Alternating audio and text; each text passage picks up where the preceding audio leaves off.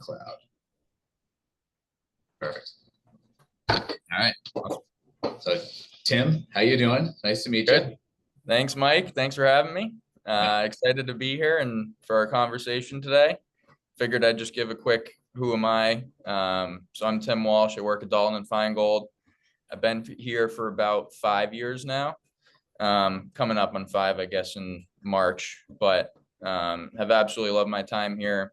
We are a firm that does a lot more than just residential real estate conveyancing. That being said, all I do is residential real estate conveyancing. So, for instance, if a client wants to do an estate plan, we have someone that we can make an introduction to within the firm to help out with that. Same thing for like a title matter where, say, a litigation type of attorney needs to get involved. We have people that do that sort of thing, some commercial and a few other ancillary services. But it's a good place to be because I think we're on so many deals that we have a lot of people that have a lot more needs than just a residential real estate need, and then we're able to stay within the firm because of that. What I love about firms set up that way too is I think there's a lot of good cross education that occurs, right? That like when you're learning about one space, sometimes you don't even realize that it can trickle over to another space where you're like, oh, particularly I think in law, right? Where you're like, Absolutely. I mean, that's like one of the major things, right? Is looking at cases and looking at situations from different angles. And, the more you're broader as a firm, but also narrow as a person, I think that's a good setup, right? Where 100%. you're narrow as a person within the firm, providing your services directly to real estate, but then you get that benefit of the other people working on other things around you, but you don't get that negative benefit of you trying to also be the jack of all trades, master of none. Like I think that setup is, that's a good setup to be in.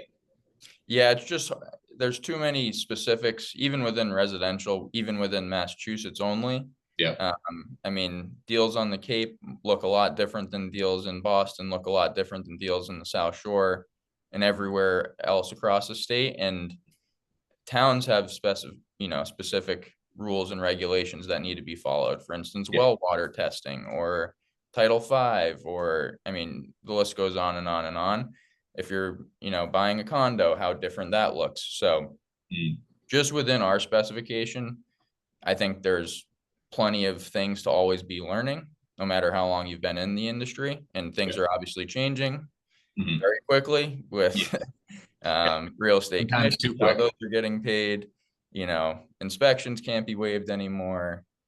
Withholding requirements for taxes on sales over $1 million, all that sort of stuff. I mean, that's just this year, never mind whatever else has happened in the past few. So it's one of those worlds that it's pretty fast evolving. It's important to stay on top of these trends. And I think it would be a lot harder to do that if I was trying to do 6 other different avenues of law. So yeah, it just creates that jack of all trades, master of none, right? Like I end up fielding a lot of questions in my space as a lender about insurance. And when I say fielding the questions, what I mean by that is I don't field them. I say I receive them from my clients. But I know enough about insurance to be dangerous, not enough to give advice. Correct.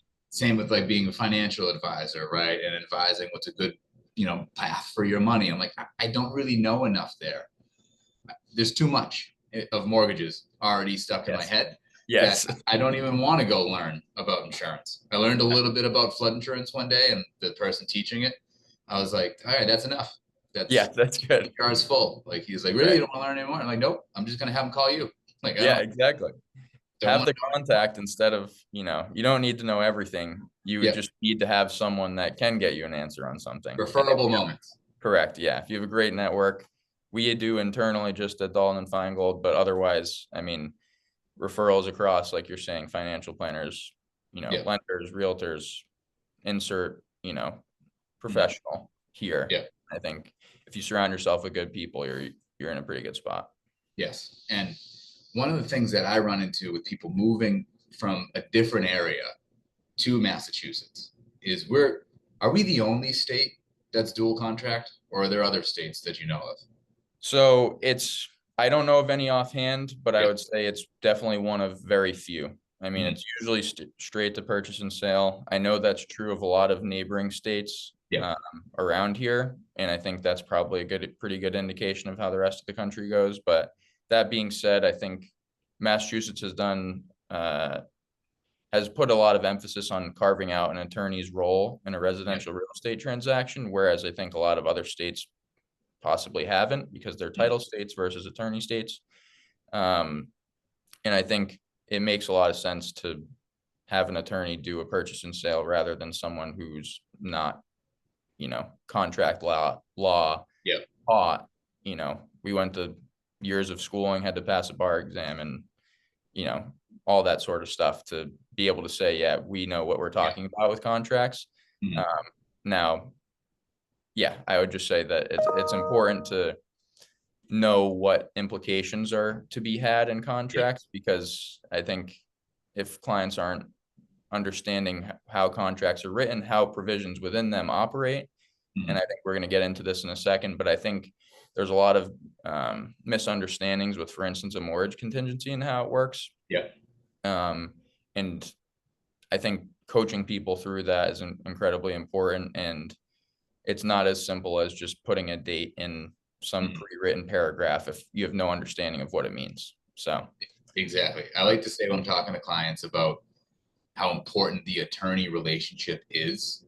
Like I'm yeah, always telling clients, like the sooner you can get in touch with an attorney in making an offer or whenever you can, the better, because the attorney is the master of words, right? right, Like, and what you're agreeing to in a contract is a bunch of words. So correct. like that's really at the end of the day, the words matter the most. And I don't want to explain the words, right? But again, Nor I should you. Yeah, no, I'm like, I don't want to tell you what that risk is. Like, I don't, right, at the end of the day, I just had a client where the listing agent was asking about like, does this make it so that they can now not have the home sale contingency? And I'm like, that's not really a question I can kind of answer, right? right, I can give you a mortgage answer of, on paper, yes, but I can't speak for my client, right? Like I can't, right, because now that's a contract risk, right? So, which folds us in, what is a contingency? So you got these two yeah, contracts in mass. You got the offer that's got some words on it, right? And then it goes to a bigger set of words in the purchase and sale. And what do those words all mean essentially? Like what impact does that have to sellers and buyers? And what should they be thinking about when they hear the term contingency for them from either side of the fence? right. So yeah, obviously the setup in mass is an offer initially. So it's Mhm. basically just a contract saying loosely, here's what the purchase price is going to be, some key dates about when a closing date's going to be, that sort of thing. Obviously, there are some things called contingencies within the offer. We'll go over that in a second, but it's usually only like a 2 to 3 page, um, couple Mhm. pieces of paper that we then translate into more like 10 to 20 pages in a purchase and sale typically. Yep. And there's usually a short due diligence period. That's typically when an inspection would happen. Some other things preliminarily, like getting the purchase and sale negotiated and set in stone. So like if you're looking at if there are any open building permits on a property, I mean, any basic information that you can find on a property, you should probably find it after you get that offer signed and before the purchase and sale, because once you sign a purchase and sale, I always like to say things get very real, and a lot more money's at stake. And that's where the whole contingency thing comes into play is what, so when you sign an offer, obviously you then have a legal obligation to do something. Mhm. A contingency is how do I back out of said, uh, you know, obligation without any penalty for doing so. Yep. Because along the way, basic contract formation is we have an agreement, money is put into place, aka consideration, and that creates what's called a binding agreement. So for instance, most offers are only like $1,000 deposit. Yep. Both parties will sign. That $1,000 is then held in escrow until the next step comes along. So Mhm. if that happens, if you end up making it to a purchase and sale agreement, usually that number or that amount of money that's potentially tied up or at stake goes from 1,000 all the way up to usually something like 5% of the purchase price. Yep. And then at that point, once you have a signed purchase and sale, you're no longer only, what's the best word for it? I would say at stake, or, up for risking 1,000 at the time of the offer. And then that dramatically changes pretty quickly once you sign the purchase and sale. And in both cases, so in the offer, sometimes there are contingencies that only take you through to the purchase and sale. They only last until the purchase and sale. One of those that I like to say that frequently comes up is if you're buying a condo, you're saying, I have until basically the purchase and sale to review the condominium documents and just give my own personal thumbs up on them. Obviously, as we know, lenders are heavily involved in condo questionnaires, as we're working through right now. Yeah. But that being said, like, the buyer is not going to be able to unilaterally back out of a transaction once a P&S is signed, typically, if, oh, I don't really like the condo docs anymore. Well, that's not a reason to back out. So I didn't notice that they don't allow pets, right? And right, exactly. That's something that should be found before you sign a purchase and sale. And especially like, oh, I'm planning to rent the unit. Well, you're not allowed to rent the unit.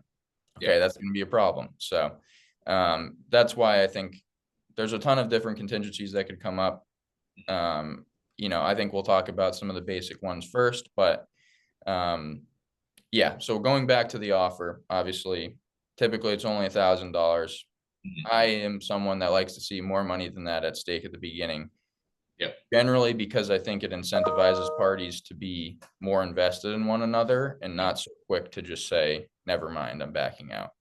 And I think that's beneficial to both a buyer and a seller, because I don't think it's helpful for buyers to just willy-nilly put offers in on places that they don't even really like. And then, maybe they spend the money for a home inspection and they knew that they weren't really excited about this house. Then you're out, whatever you spent on the home inspection, even if you back out. So you're just kind of wasting everyone's time and money during that period, and the seller could go find someone else that's actually excited about the place. So I think it's better. Right. Yeah. The home inspection. So I kind of view it the same way, where I say, hey, I want to get you so confident in making your offer that when it becomes real, I kind of use the same, terminology. You're going to start spending real money.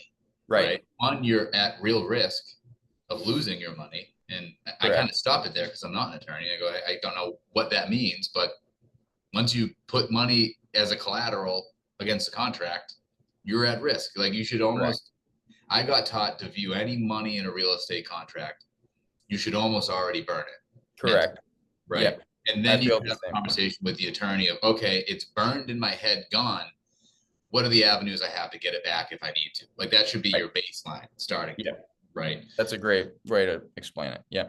And then you can kind of layer in, like, okay, well, here are your doors to exit. Right. That's really the contingency, is your door to exit. It's going to be requirements and so on and so forth. But I explain it the same way, where, you might spend $600 to $750 on a home inspection, maybe $500. Who knows? Like, that varies depending on who you hire. Right. And appraisers aren't cheap now either. That might be $500 to $750, depending on the house. And then all of a sudden you're out $1,400 on the worst case to realize you don't even want the house. And then you might be fighting for your $1,000. So like, it definitely behooves everyone to just say, hey, let's really make sure we're good dance partners before anything else. And that money kind of represents like how well you want to dance as a buyer. Is that when I get that question asked to me of, Mike, how, sometimes it's from a realtor saying, like, because sometimes there's some blurry lines there with realtors, particularly newer ones. We're like, Mike, what do you require for the down payment on the purchase and sale? I'm like, well, that's not really the down payment. That's correct. That's an earnest money deposit. Right. It's collateral for the contract. Technically speaking, if the sellers agree, you could say, here's a leaf that I'm putting up as collateral. And now the leaf is currency. So now the leaf is, if they agree. Right. Which many people wouldn't, but no one would, right? Beside the point, but yeah. I go hyperbolic to kind of show people where it's like, hey, bifurcate deposit with down payment. Right. It almost transforms into down payment later. Correct. Yeah. Correct. And I think it's important to note, obviously, every step along the way is I guess, another potential risk of saying, oh, I don't really like this house. Like, I think if you just do the due diligence up front as much as you possibly can before you even put in an offer, Yeah. you're going to feel that much better about stepping into an offer and Mhm. having money at stake. And, you know, even if something comes up at the inspection, if it's not the end of the world, feeling good about, okay, I still am, happy to move forward. Or maybe that's a time to discuss something with the seller side and ask for a concession. But I think you're much more ready to handle that type of situation if you feel Mhm. very good about taking that step and putting an offer in, and not just senselessly tying up money and wasting people's time. But yeah, so going back to the contingencies, I think, the two that you typically see the most in a offer, which now you don't even have the opportunity to quote unquote waive an inspection contingency. That does not mean that you have to have an inspection. It's just saying that in order to get your offer accepted, you can't basically court the seller by saying, hey, I'm not actually going to do an inspection. That's Yeah. now legal to Not do. like a piece of value anymore. Right, exactly. So waiving the inspection used to carry value. It's something that cannot be done now and actually can be penalized for doing so. So the two that I would say are the most common, obviously, you're familiar with what a mortgage contingency is, but we'll talk about that. And then the inspection contingency. And the way that mortgage contingencies work is that, so say, I'm just going to use round numbers. You're buying a property for $1 million. You're going to put 20% down. So 200K down, 80% loan to value, or 800K loan. The way that mortgage contingencies are written is that the buyer is then obligated to apply for a loan of $800,000. Yeah. There's a couple different timelines within that contingency that have to be met in order for the buyer to see the benefit of that contingency should they need it. So the first is, when does an application have to be submitted by? Yeah. To you as a lender. That's typically, I'd say the most common is 2 to 3 business days after receipt of a signed purchase and sale agreement. So most people are actually probably applying before then anyway. But in order to later see the benefit of, if you end up having to deny someone a loan and they then want to back out for the reason of, I'm unable to get a loan, they're going to need to be able to say, I applied for a loan on X date and it was at or before the date as set forth in the contingency. So I think that's one of those things that is probably not best explained to people. Yeah. And then the next part of that is, when do you need a quote unquote mortgage commitment by? And most frequent time that we see is either a week or, within 3 business days of the closing date, which is saying that, after you have signed the purchase and sale, after you've applied for a loan, you and the buyers have worked together for however long at that point, and you either are able to give them a commitment to lend and say, yes, we're going to be good to move forward with closing, or no, we're still waiting on X, Y, and Z conditions. The thing that I see mistaken with, or misunderstood, or not used most effectively is that date matters a ton, because if you let it come and go, it does not matter if you are then denied financing, because you're not going to be able to get your deposit back based on a lack of financing. So that date carries immense weight for people. And it's why you need to be queuing in both lender, attorney, and buyer all on the same page, making sure that that date does not come and go until you know for 100% fact that the mortgage is going to be given. So that's the post that date to me is the hit by a bus date. Yeah. Because after that date, if you get hit by a bus and I have to deny your loan because now you're in a body cast in the hospital, you're not working anymore. Right. You're kind of at the mercy of the seller. But right. You probably don't have a hit by bus contingency contract. So now you're at the mercy of like, hey, I know we were supposed to close, but here's what happened, and please don't take it out on me. Yeah, I got hit by a bus. Keep my money. Yeah, exactly. You're zooming from a hospital bed like, please don't take my money. And of course, like at that point, So once a purchase and sale is signed, again, it's typically 5% of the purchase price that's at stake. So if you're buying $1 million place, that's $50,000 that you're just going to lose if you're unable to quote unquote perform, which means get the loan, close the deal.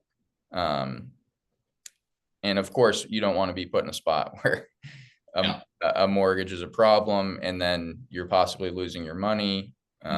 So it's very important for agent, attorney, lender, client to be on the same page about when is this date scheduled for, being in contact by that date, or, you know, I like to say at least a few days in advance to get an idea on, are we going to have a commitment by then? Yes or no? If there's any chance the answer is no, we should probably preliminarily ask for an extension so it doesn't come as a surprise to the other side that, hey, we need this extension. I mean, I think a huge part of my job is keeping everyone, particularly my client, but everyone in the deal, keeping their nerves and their energy down. Of course, we don't want people to be panicking over something that, I mean, maybe you guys just need one extra day to get a commitment, and that shouldn't cause a panic in anybody in the transaction. And if we just effectively communicate that from an early time, then I think people are generally happier than if it comes at the last minute. Oh, whoops, sorry, we just blew another commitment date. And, you know, not being forthcoming about what is outstanding or what we're waiting on, or anything like that. I think communication plays a huge factor in particularly the mortgage contingency. But because that at the end of the day, you can sometimes humanize the situation. And I think that's really where people can come together more, is if you can humanize it and go, hey, you know, the more that clients are willing as a buyer, and then obviously you filter it through your attorney to go like, well, what should I share? What shouldn't I share with the seller, right? Like what's shooting me in the foot and what's helping me? And sometimes if you can view it and look at it and go, you know what, if we tell them exactly what's going on, this could be a scenario that maybe we don't want to. So maybe we do need to keep it tight to the chest based on what's happening in your life, right? Because we don't want them, because I always think like worst case, you guys are in court fighting over the money. That's when the contract really matters, right? In my viewpoint, like that's at the end of the day, what can be enforceable by a judge in a courtroom and what can't, right? So sometimes it's good to share, and then sometimes it's not. And the good times to share are just like, hey, you know, I need a couple days because ABC just happened in my life and I wasn't able to get the documents to the lender on time, right? And the lender just needs to review them. We're not nervous about it, but at the same time, we don't want to jump off a cliff and now take on all that risk of letting this date lapse. So like, I think that engagement can be super beneficial to just let them know, like, hey, you know, like my lender's waiting on last year's W-2 because I changed companies and I'm having a hard time getting in touch with my payroll, right? Like that's a human thing that, you know, we could probably all remember, like, oh yeah, I remember when I changed jobs, and it's not fun. It's a lot of a reasons. I had a blowout with HR and they don't want to take my phone call now. So I can't get my W-2, and now I'm digging through my storage trying to find a copy of it, right? Like that, most people have been there. So that can sometimes help, right? Definitely. You know, you bring it there. Now, what are two things, or double-ended question? How should a consumer be looking at the relationship with you as the attorney? And I'm viewing it more from the buyer side, right? So if I'm a buyer and I am about to make an offer, I'm working with the realtor and I have that offer and I'm looking at it and I see these words and I see this rundown of information and everything I'm obligated to do. Let's say it's a really good realtor and they're really good at explaining that, to go like, hey, at the end of the day, the offer is marketing to the seller, right? So we need to make it attractive. So the contingencies carry currency is kind of how I like to explain it with buyers is, you know, if you can waive your financing, if you want to, if you're willing to take that risk, because sometimes they ask me, they're like, Mike, well, how good is my pre-approval? I'm like, well, how good are you at crossing the street? Because if you get hit by a bus, there's nothing I can do about that. You still got to perform. You still got to close. Whatever risk you take on, I can't take on for you. But you need to understand that risk. But there is a currency sometimes as to how quickly can you close. Like, again, I go hyperbolic with clients. I'm like, hey, if the house is $1 million, but you offer them 3 million, but you're closing 5 years from now, they're probably not going to want the extra 2 million to close 5 years from now, right? Right. So, and that sometimes helps bring it in. How should they be viewing that? When should they be rolling in an attorney to understand it and not necessarily muddy the, because I think that is the benefit of Massachusetts, the fact that we have the marketing piece of an offer to just start the conversation with the seller, and then it flows more into safety net provisions and more into like the full purchase and sale of this is what both parties are going to do, and this is what considers performing and not performing in time of the essence. I think that's good because it's not end all be all from the jump, where in the other states there's a title agent. Agents and then real lenders just end up answering a lot of those, like, which should be legal questions. I think I that's would agree. the part where we got it right in Mass. So how should a client go, well, I don't want to shoot myself in the foot and over bake the cookie on the offer and put too much protection. And, should they be calling you at that stage? Yeah, I certainly think so. I've always been someone that's not afraid to jump into conversations about offers being written up and explaining base level contingencies to people, or, even just weighing out pros and cons of, okay, if I feel 99% confident that I'm going to get this mortgage and I'm okay taking that 1% risk, presumably. It's always, I know everyone can assess whatever level of risk they think it is, but then how much possible financial benefit do I get by either waiving a mortgage contingency? How much less can I pay for a house because my offer is that much more competitive without a contingency? These are all conversations that I think I'm happy to weigh in on, and I wish people used me a little bit more, because honestly, offers it's a material binding agreement. By the time it gets to me, if the offer has something in it that we don't really like, or perhaps a client didn't really understand when they were signing the offer, it's very hard to claw back anything that's in the offer because it's signed, it's already agreed to. As much as I can try and rewrite it to be more favorable to whatever side we're on, I just don't think it's beneficial to agree to something you're not 100% understanding, and where it might come up or what the possible implications are down the road. And I think, that's definitely legal advice, in my opinion, is talking through what situations will come up based on whatever wording is in a agreement, what contingencies are in there, blah, blah, blah. So that's where I would like to see our involvement a little high or a little more. I would say that I don't get used as much as I would anticipate, but I always offer, and this is where, making good partnerships with realtors, making sure that they're aware that I'm happy to do this sort of thing. And, I think when markets get less seller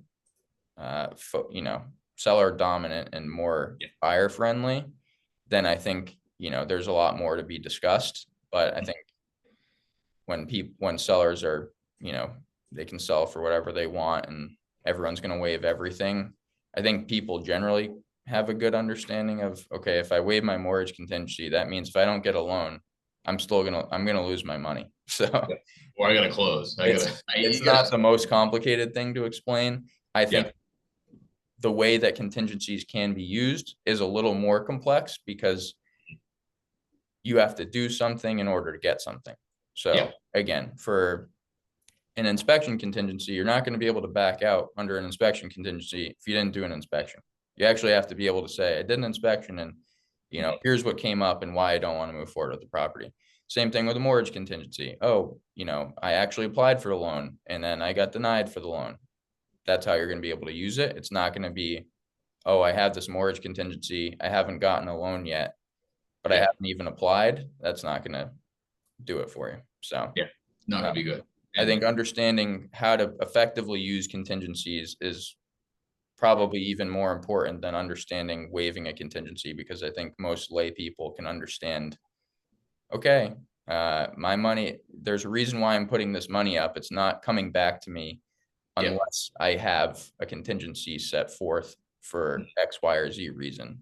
And I use that. So when I'm up front with a client in a pre-approval, I'm trying to get them involved with an attorney, right? yeah, Like I'm trying, or like-minded, hopefully the realtor is very attorney-minded, right? Because at the end of the day, they're the ones kind of drafting a contract, right? right, So, and I come from the world of construction. And I know before we jumped on the recording, we were kind of chatting about that a little bit. And the way that I see it is you guys are masters of the word, right? That word's a binding agreement, but it's also something not necessarily like a backdoor way out or what you need to do.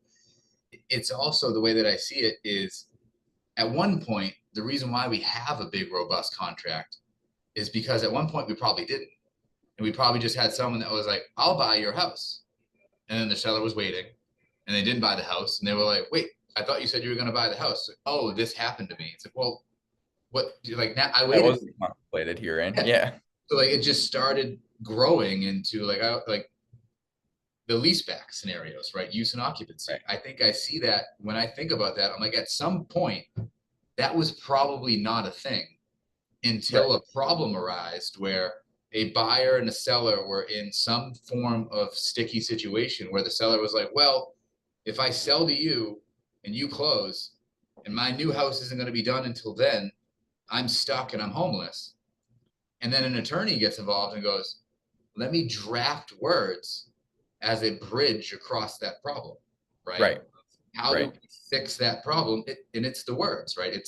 We're going to come up with something called a use and occupancy that's going to be drafted this way. And if you both agree, then there it is. Like I think right, that's the missing element sometimes is you guys are the masters of the word. So, if a buyer, like I've had that happen a bunch with a buyer that they use the use and occupancy as a really good strategic platform, particularly for first time buyers, right? Where, right. like when a first time buyer comes to me, they're a little nervous of, I'm a first time buyer. I don't know how many my offer accepted. I'm like, the benefit of being a first time buyer is massive in this market. You have nothing to sell. Right. You can kind of be a chameleon to the seller. And particularly if you have a place, like if you're living at home with parents or a friend or not, you don't have any costs coming out of pocket for Yeah. living or it's very minimal, then you're in a very advantageous position compared to a lot of people whose, a huge chunk of their wealth is tied up in their primary residence. In order Mhm. for them to then get a new one, they're going to have to sell and get the proceeds from that sale in order to then go buy. So I agree that I think, you know, a lot of first time buyers probably have the misconception of, oh, and I think that's where a lot of first time buyers are winning is finding where their strength is. Perhaps they don't have 20% to put down on a house. Maybe it's only 10. That being said, if you're able to be very flexible with the terms, whether that's a long closing timeline, a short closing timeline, or a close with a use and occupancy, there's a ton of potential winning situations there that you can get your offer accepted over, many other people who maybe they could pay cash or maybe they could, do whatever, but they're a little more bound on when they can close or when they need to be in or anything like that. And I think thinking those things through before you even put in an offer and, always playing to your strengths. I think that's just good in life, not just in this context, but playing to your strengths of, I'm hyper flexible. I can make it happen whenever. A lot of sellers are looking for flexibility like that. Yeah. So, I think the more that's written out properly with the position of each side, just the more confidence it can create from each side, right? Like that. right, I think to one of my deals I just closed this summer, or no, this spring, where the list agent said, hey, sellers are moving to Scotland in June. It was early April.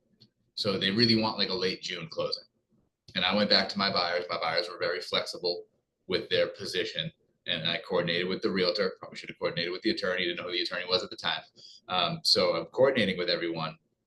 And I was like, I think there's an opportunity here because I think the sellers actually want a fast closing with a nimble move out process. Because if they're moving to Scotland, then they really don't want an end of June closing because what if someone gets hit by a bus?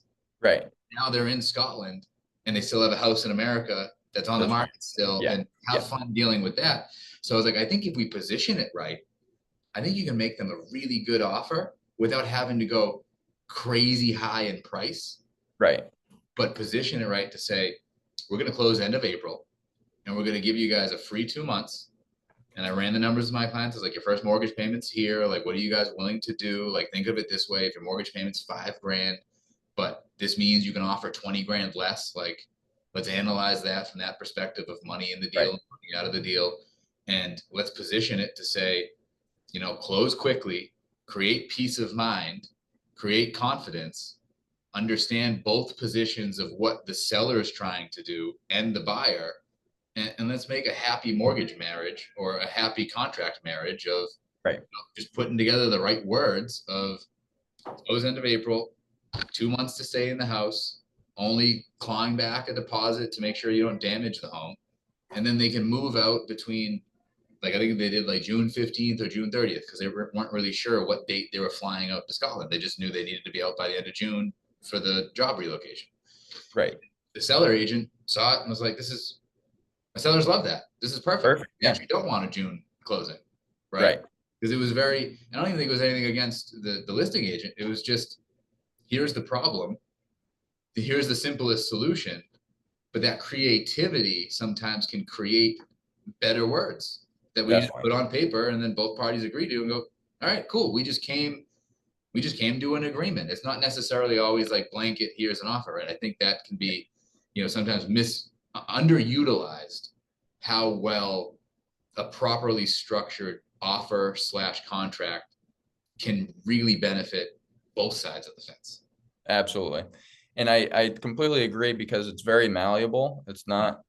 That's the beauty of a contract, is that nothing is set in stone until it is. So you can always come up with some workaround or work through or work with to make a situation make more sense, better sense, or even perfect sense. So I think that's the beauty of parties that come together with an intent, with a general intent. And that's the beauty of an offer, is that it's still very base level. You don't have to know everything quite yet. You just need the, here's the price that I'm willing to pay. A lot of offers that I see come in are, even though they'll put a closing date in there, they'll say, well, we're extremely flexible. So like, if you need it to be earlier, we can do that. If you need it to be later, we can do that. If you want to use an occupancy, we're open to that. While it's nice to get something signed, you can always then, change an offer later or change something into the purchase and sale agreement. And I think there's always room for parties to come together, find the best way forward.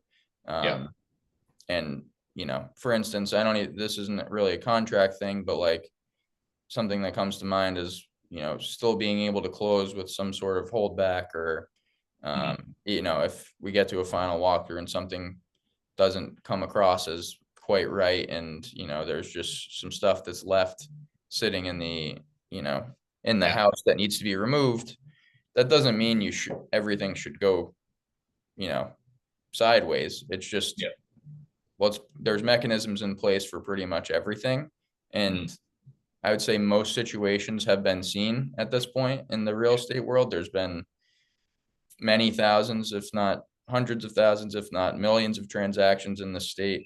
And, there's ways to get through things. It's just a matter of finding the way. My favorite story from my dad was, he knew someone that bought a house, they're buying a house, and a tree fell on it during closing. So then it had to, that's one of those where brutal. Both sides were like, well, what time did we sign the paperwork and what time did the tree fall? Because now I got to figure out whose insurance. Were the sellers still the owner, or were the buyers still the owner? And did the sellers carry insurance all the way to closing, which is an important part, right? That the sellers will maintain adequate. And this is where it's very important in terms of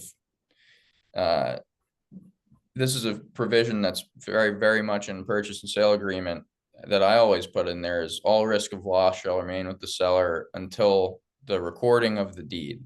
So regardless of, in that case, if, the tree fell and the deed had not been recorded yet, then that's still in the seller's court, not the buyer's. Yeah.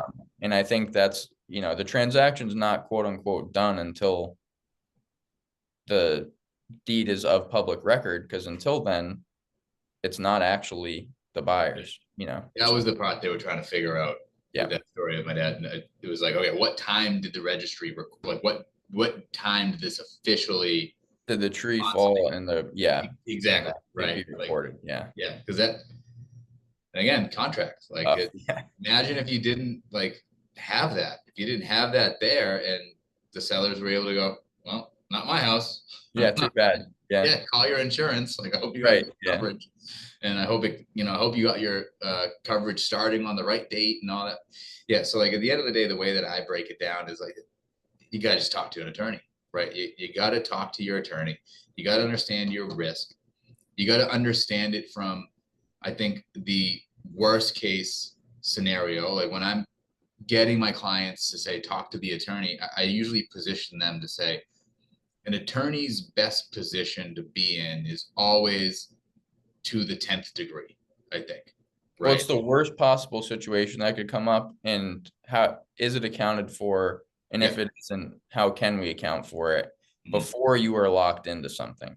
And I think that's the key part, is that, again, once things are set in stone, it's very hard to get another side to change their position for not their benefit for something. So, like, if once we agree that if we didn't have language in there that all risk of loss shall remain with the seller until the recording of the deed, and then I later, after we sign purchase and sale, say, oh wait, I meant to put that into the agreement, but I never did.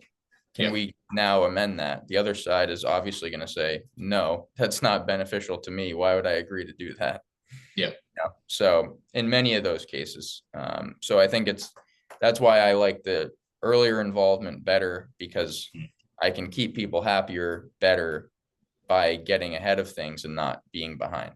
I think if you get ahead of problems, you significantly decrease their chances of ever occurring, or you can have mechanisms in place for when and if they do occur, what happens to smooth things over, so to speak.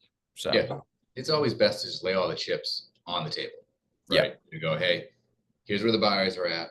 Here's where the sellers are at, from the standpoint of a buyer and seller's risk threshold, right? Like, your goal as the attorney to explain the utmost risk, but I think the buyer or seller they just filter that through their own lens, per se, right? Of like, well, I'm willing to waive my mortgage because I have $1 million in the bank.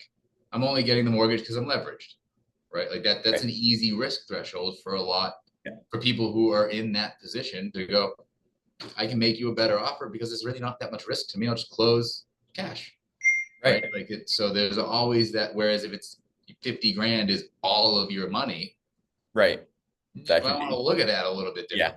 Yeah. Right? Like, it's the same risk scenario contractually, but it's different through the lens of each individual. Right. Like that's how I always try to push the client to go, I can't answer that. Right. Like, I'm just the lender. I can't answer good, bad, indifferent. You've really got to talk to the attorney.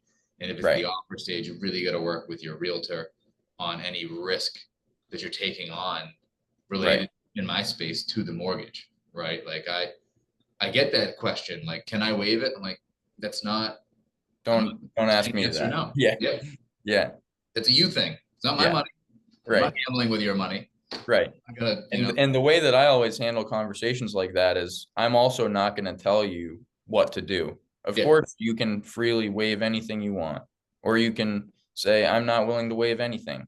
That's completely within a buyer's decision to make. And I think all we can really do is advise, here's where I think the risk sits. Here's what level of risk I perceive. You might perceive something different, and you might come to a different conclusion than I would. So, like, as much as legal advice frequently is, just explaining what can happen in either situation, if we waive a mortgage contingency, you can explain, well, that means that if the loan doesn't come through, you still have to close. And if you can't close, then you lose your deposit. Or, if you do get a mortgage contingency, even if you don't use it effectively, you can still lose your money if you don't get a mortgage loan. And that's where I think it's so important to understand how to utilize the contingencies. It's not good enough just for them to be in there. You then have to use it the right way, or you don't, or you use it or lose it. So, and I think that's where a lot of miscommunication comes about, and a lot of pain points is that, from time to time, a mortgage commitment will blow by and we won't have a firm commitment. And it's always very scary when something like that happens. And I think the best way to prevent any scares is to just stay ahead of things. So effective communication is always the method in this world. Understanding what role each person plays in the transaction from a buyer perspective is very important. What questions are right for a realtor, what questions are right for you, what questions are right for me. And I think if, we always work as a team and understand what each other brings to the table as strengths and what we can and can't do, then I think we can most effectively serve a client by communicating. I'm happy to answer this sort of question. You can answer that sort of question. A realtor can answer whatever other set of questions. I had that question posed to me like a first-time buyer seminar I did. We didn't have an attorney on hand. It was just me and a realtor. Like, hey, what's the contract? And I was like, I'm a very visual person. So the contract at the end of the day, without going into the nitty-gritty of any specific details, let's just call it what it is between seller and buyer. It's the path that the seller and buyer walk towards closing. And then there might be some exits just in case something variable pops up they weren't planning on. Right. That's kind of like that's your path with your mortgage commitment is you need to apply for this amount by this date. But your exit is I did everything, I walked the path, but I got hit by a bus, right? Like then that's your same with the seller. I need to have clean title. Okay, I got to have someone full title, right? Like that almost same way. Let us know if anything comes up. And if anything does come up, then you have the, balance of the transaction to remove said defect. Totally. Unfortunately, I do have to jump in. You're closing. So, speaking of contracts. Let's do this again. Thank you, Tim. I appreciate it. Thanks again for having me, and this has been awesome. So thank you, man. Good luck with your closing. I'll see you probably soon in the hallway. Yeah, exactly. Later, bud.